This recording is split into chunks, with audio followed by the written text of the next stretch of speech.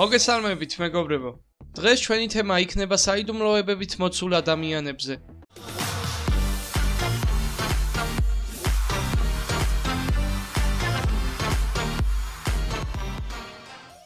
მათი კვალი ჯერ კიდევ არ არის ნაპოვნი, მაგრამ მათი სახელები ისტორიაშია ჩაწერილი.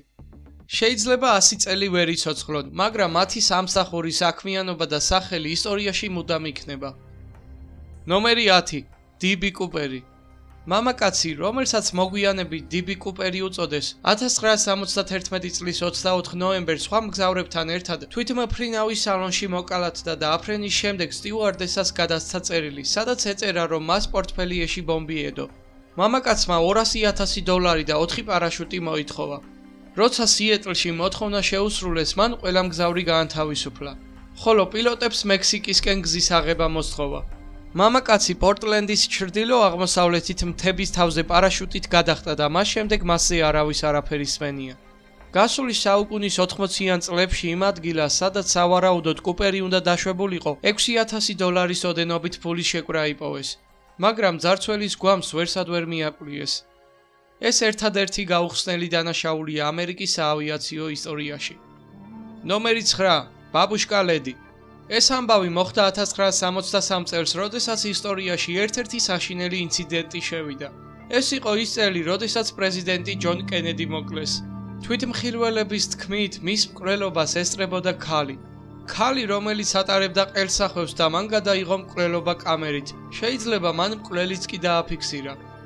FBI-ის მოთხოვნით უნდა ეჩვენებინა ის ვიდეო, რაც მან გადაიღო, მაგრამ ის ქალი სახეს ყელსახვევით იფარავდა და კამერასაც მალავდა.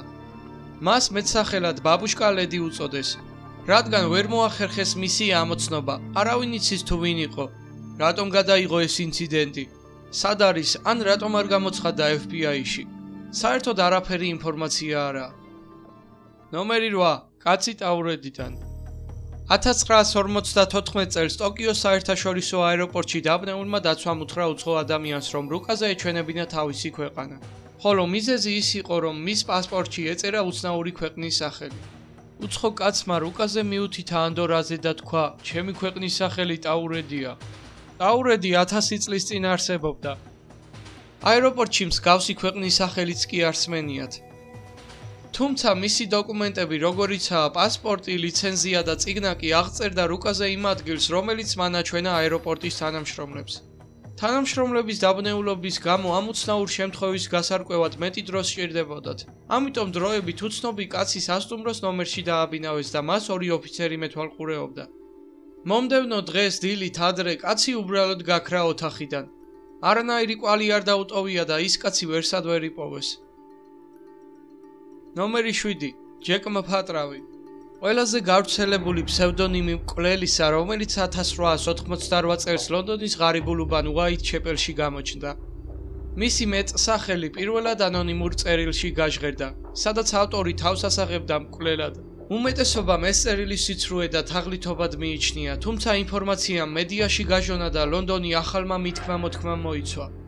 ყველა მკვლელობა, რომელთაც მფატრავს მიაწერდნენ, ერთმანეთის მსგავსი იყო. იგი ძირითადად თავს ესხმოდა მეძავებს, რომლებიც ქალაქის გარეუბანში მუშაობდნენ. ამ უბანში პოლიციამ იპოვა 5 ქალის გვამი, რომელთაც ყელი ჰქონდათ გამოჭრილი. 3 მათგანს დაზიანებული ჰქონდა მუცელი და შინაგანი ორგანოები. ეს ყველაფერი მიანიშნებდა იმაზე, რომ ჯეკ მფატრავს ჰქონდა ანატომიური და ქირურგიული გამოცდილება. 1888 წლის ოქტომბერში სკოტლანდ იარდმა მიიღო წერილი, სადაც იყო ადამიანის თირკმელის ნაწილი, რომელიც სავარაუდოდ ერთ-ერთ მსხვერპლს ეკუთვნოდა. უაიტჩეპელის პოლიციის გადარჩენილ არქივში საკმაოდ ვრცელი ინფორმაციაა გამოძიების შესახებ. ნიკოლსის მკვლელობის შემდეგ დეტექტივები ფრედერიკ ებერლინი და ჰენრი მური შეუერთდნენ სკოტლანდ იარდს. მათ კანონის დამცველებს დიდი დახმარება გაუწიეს. გამოძიებამ დაადგინა, რომ 5-ვე მსხვერპლი ერთი ადამიანის ხელით იყო მოკლული. ჭრილობები გაკეთებული იყო მარცხნიდან მარჯვნივ. გამომძიებელთა ვარაუდით მფატრავს ქირურგიული გამოცდილება ჰქონდა. ისინი ვარაუდობდნენ, რომ მკვლელი შიზოფრენიით იყო დაავადებული. გამოძიებამ საბოლოოდ ვერ დაადგინა, თუ ვინ იყო ჯეკ მფატრავი. თუმცა მათ ჰყავდათ ეჭვმიტანილები. ერთ-ერთი მათგანი იყო პოლონელი ებრაელი. უაიტჩეპელი დალაქი აარონ კოსმინსკი. ასევე ვარაუდობდნენ ადგილობრივ ექიმებზეც, თუმცა წაყენებული ბრალდება ვერავის ვერ დაუპტკიცეს. ნომერი 6. მწვანე ბავშვები ვულფითიდან. ეს ამბავი მოხდა მე-12 საუკუნეში, როდესაც სოფელ ვულფითის ხალხმა სულფოლკში დაინახა ორი ბავშვი, და და ძმა. მათ ჰქონდათ მწვანე ფერის კანი. ამ უცნაური ბავშვების გამოჩენა ხალხისთვის მოულოდნელი იყო. ბავშვების სასაუბრო ენა უცხო იყო, ასევე ჭამდნენ მხოლოდ ლობიოს. მაგრამ სულ მალე მათი სწავლეს ინგლისური ენა და დაიწყეს ნორმალური საჭმელების ჭამა. დროთა განმავლობაში მათ კანზე მწვანე ფერი გაქრა. ერთ დღესაც ბიჭი ავად გახდა და გარდაიცვალა. ხოლო გოგონა ცხოვრებას აგრძელებდა და მისი თქმით ისინი ცხოვრობდნენ სტ მარტინს ლენდში, რომელიც იყო მიწის ქვეშ. ასევე მან თქვა, რომ არასდროს უნახავთ მზე და იქ ყველაფერი მწვანე შეფერილობის იყო. მოსახლეობამ ვერავინ მიაგნო მათ საცხოვრებელ ადგილს. ზოგი იძახდა, რომ ისინი უცხოპლანეტელები იყვნენ, ხოლო ზოგს კი სხვა ინტერპრეტაცია ჰქონდა. მაგრამ აზრი ერთია, ისინი განსხვავდებოდნენ ადამიანებისგან და კვლავ საიდუმლოდ რჩებიან. ნომერი 5. კასპერ ჰაუზერი. 1828 წლის მაისში ნიურნბერგის ბაზრის მოედანზე გამოჩნდა 16-17 წლის ჭაბუკი, რომელიც ძლივს იდგა ფეხზე და მექანიკურად იმეორებდა სიტყვებს: "მინდა ვიყო კავალერისტი ისევე როგორც მამაჩემი". არავის არ ესაუბრებოდა და ჟესტებით ცდილობდა აეხსნა ადამიანებისთვის თუ რა სჭირდებოდა. ის ისე იქცეოდა, როგორც უჭკუო ბავშვი. თავდაპირველად ყმაწვილი გონებრივად ჩამორჩენილად ჩათვალეს და მაწანწალობისათვის ციხეში ჩასვეს. მაგრამ როგორც კი ის ციხის საკანში მოხვდა, პოლიციელებს მიანიშნა, რომ მას უკვე ჰქონდა ასეთი ოთახი.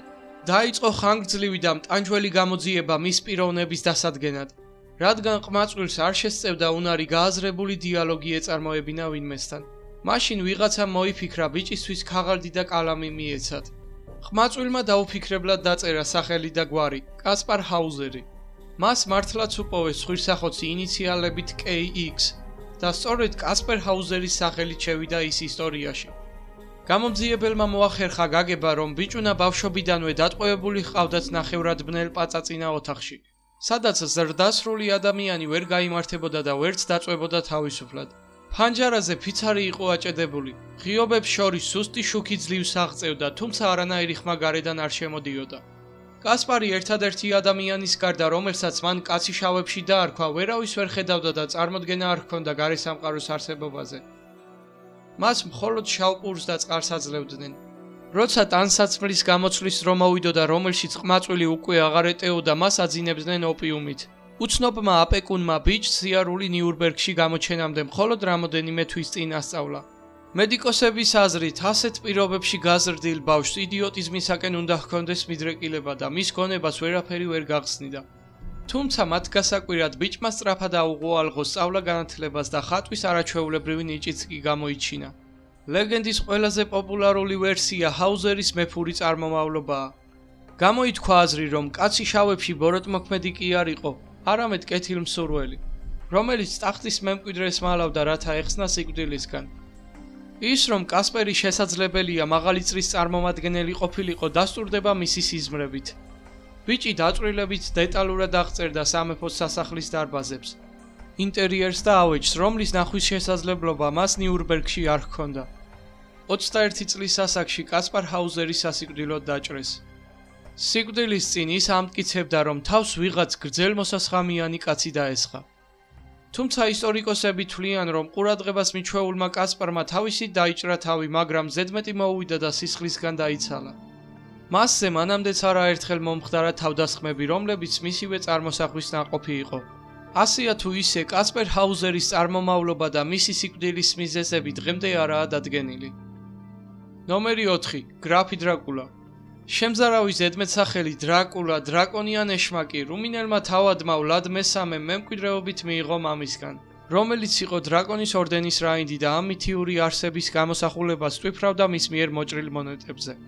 ხოლო თურქებმა, რომელთაც გრაფი მთელი ცხოვრება ეომებოდა, მას უწოდეს შუბზე მჯდომი, რაც რუმინულად ითარგმნება როგორც ცეპეში. თავადი ცეპეში ყველასგან მოითხოვდა, რომ მისთვის გრაფი დრაკულა ეწოდებინათ, რაც სიტყვით ნიშნავდა დრაკონის შვილს. თუმცა დროთა განმავლობაში ხალხმა ამ სიტყვას სრულიად სხვა დატვირთვა მიანიჭა, კერძოდ სატანის შვილი და სრულიად სამართლიანადაც. ლეგენდის თანახმად, ჯამში ამ სისხლის მსმელმა თავადმა 100,000-მდე კაცი გამოასალმა სიცოცხლეს. მთელი ცხოვრების მანძილზე თურქი დამპყრობლების წინააღმდეგ მებრძოლი თავად საბოლოოდ მაინც მათი მსხვერპლი გახდა. ის დაიღუპა ერთ-ერთი ბრძოლის დროს. ხელნაწერებში ნათქვამია, რომ დრაკულას სხეული დაკრძალეს ბუქარესტის გარეუბანში მდებარე სნაგის მონასტერის სასაფლაოზე. მაგრამ არსებობს საწინააღმდეგო მოსაზრებაც. ერთნი ამტკიცებენ, რომ თავადის სხეული მისი სიკვდილის შემდეგ გაქრა. მეორენი ამბობენ, რომ გრაფი ჩვეულებრივად დაკრძალეს, მაგრამ ცოტა ხნის შემდეგ მისი ნეშტი საფლავიდან გაქრა. ეს ვარიანტი სავსებით შესაძლებელია, რადგან ვლად მესამე ანუ გრაფი დრაკულა დიდ საგანძურთან ერთად დაკრძალეს და სავარაუდოა, რომ მძარცველებმა მისი საფლავი ამოთხარეს და გაძარცვეს. ნომერი 3. რკინის ნიღაბი. სწორედ ამ ზედმეტსახელით შევიდა ისტორიაში საფრანგეთის მეფე, მზედ წოდებული ლუდოვიკო 14-ის დროინდელი ციხის ბასტილიის იდუმალი პატიმარი. ერთ-ერთი ვერსიით ის ლუდოვიკოს უკანონო შვილი იყო. მეორე ვერსიით მისი ტყუპისცალი ძმა. სწორედ ამიტომ ატარებდა ის ნიღაბს. მაგრამ არა რკინისას, არამედ შავი ხავერდის ნიღაბს. არსებობდა კიდევ ათეული ვერსია. ამასთან ზოგიერთი რეალობას მოკლებული. ერთ-ერთის მიხედვით კაცი რკინის ნიღაბში ეს იყო რუსეთის მეფე პეტრე I, რომელიც დააპატიმრეს ევროპაში ვიზიტის დროს, ხოლო მის მაგივრად რუსეთში გაგზავნილი იქნა მისი თვითმარქვია ორეული. კიდევ ერთი ვერსიით ის იყო დედოფლის საყვარელი. ხოლო ზოგიერთის აზრით კი დრამატურგი მოლიერი, რომელიც სინამდვილეში კი არ მომკვდარა, არამედ ჩაგდებული იქნა ციხეში. თუმცა ტყუპისცალის ვერსია ყველაზე პოპულარული იყო და ფართო ასახვა ჰპოვა როგორც ლიტერატურაში, ასევე კინემატოგრაფიაში. ლეგენდა დაიბადა მას შემდეგ, რაც 1703 წლის ნოემბერში ბასტილიაში გარდაიცვალა უსახელო პატიმარი, რომელიც არავინ იცოდა თუ რისთვის იჯდა ციხეში მრავალი წლის განმავლობაში. მწერალმა და ფილოსოფოსმა ვოლტერ პირველმა აღწერა ის, როგორც კაცი რკინის ნიღაბში გადააქცია აბსოლუტიზმის ეპოქის სიმბოლოდ. ზოგი მკვლევარი თვლის, რომ რკინის ნიღაბი გამოგონებული ამბავია. კრებითი სახეა პატიმრებისა, რომლებმაც სახელმწიფო საიდუმლოებები იცოდნენ. როგორც წესი, მიღებული იყო ასეთი პიროვნებების სახის დაფარვა ნიღბის ქვეშ, რომ ისინი არავის არ ეცნო. ნომერი 2. ტანკის კაცი. ერთ დილას 1989 წლის 5 ივნისს ჩინეთის სპეცდანაყოფი ატარებდა პროტესტს ტიანანმენის მოედანზე. მომენტალურად ტანკს წინ კაცი დაუდგა. შესაბამისად, წინა ტანკის გაჩერებით უკან მოყოლებული ტანკებიც გაჩერდნენ. გაზეთში წერდნენ, რომ მისი სახელი ვანგ ვეილინია, რომელიც პროფესორობას სწავლობდა. მაგრამ ჩინეთს არ ჰქონდა საკმარისი ინფორმაცია, რომ დაეჭირათ იგი და ამიტომ ამ ამბის გამოძიება დაიწყეს. ამ ადამიანზე დღესდღეობითაც კი არ არის საკმარისი ინფორმაცია, თუ ვინ იყო და სად გაქრა.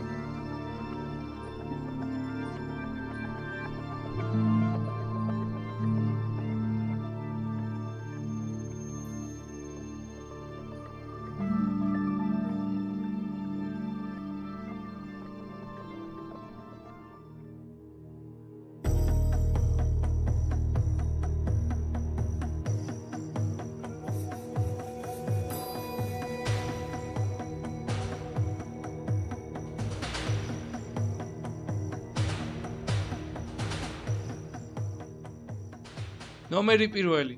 ქალი ისდალიდან. 1970 წელს ქალის ამოუცნობის სხეული იპოვეს ბერგენის სიკვდილის ხეობაში. მას არ ეცვა ტანსაცმელი და შესაბამისად არც პასპორტი ჰქონდა. მის გვერდზე ეყარა ძილის ტაბლეტები, რაც პოლიციამ აღმოაჩინა და განაგრძო გამოძიება. გამოძიების შედეგად გაირკვა, რომ ის ატარებდა 9 პასპორტს და სხვადასხვა ადამიანად ასაღებდა თავს და ასე მოგზაურობდა ევროპის სხვადასხვა ქვეყნებში. მორგში გაჭრის შემდეგ მის სხეულში აღმოაჩინეს ბევრი ძილის ტაბლეტი, რაზეც ეჭვი იყო, რომ მან განზრახდალია და თავი მოიკლა. მისი ამოცნობა ვერ შეძლეს და კვლავ საიდუმლოდ დარჩა, თუ ვინ იყო, რატომ ასაღებდა თავს სხვა ადამიანებად, ან რატომ გადაწყვიტა სიკვდილი. ამით კი ჩვენი ვიდეო დასასრულს მივახლოთ და გამოიწერეთ არხი და დაელოდეთ საინტერესო ვიდეოებს.